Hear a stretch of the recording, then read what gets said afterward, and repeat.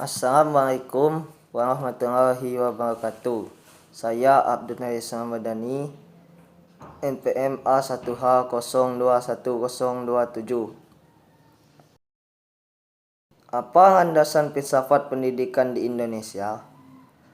Pada umumnya, filsafat pendidikan di Indonesia dilandasi oleh falsafah negara, yaitu Pasal 2 UU RI Nomor 2 Tahun 1989 menetapkan bahwa pendidikan nasional berdasarkan Pancasila dan Undang-Undang Dasar 1945. 1. Bagaimana sejarah pendidikan di Indonesia pada masa kolonial? Pendidikan di Indonesia sudah dimulai dari zaman penjajahan Belanda, akan tetapi pendidikan masih ditentukan oleh pertimbangan ekonomi dan politik Belanda di Indonesia. 2. Aliran pokok pendidikan apa yang ada di Indonesia? Aliran pendidikan yang berkembang di Indonesia sangat banyak, tapi yang paling pokok adalah pendidikan taman siswa dan pendidikan NIS. A. Tujuan dari kurikulum pendidikan. Tujuan pendidikan Indonesia semakin mengalami perluasan.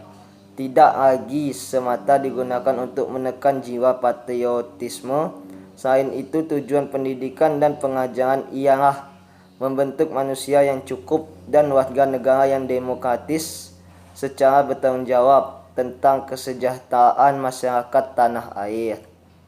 B. Sistem persekolahan yang digunakan. Sebenarnya pada masa awal kemerdekaan, sistem pendidikan yang digunakan masih melanjutkan sistem yang dibuat oleh Jepang. Sistem yang dimaksud adalah pendidikan rendah, pendidikan menengah, dan pendidikan tinggi. Bagaimana pendidikan di Indonesia selama PJP? Pendidikan di Indonesia selama PJP 1. Mengalami pembangunan jangka panjang, meliputi 5 pelita, yaitu pelita 1-5, yang dimulai pada tahun 1969 sampai 1970 hingga tahun 1993. A. Tujuan wajib belajar pendidikan dasar 9 tahun.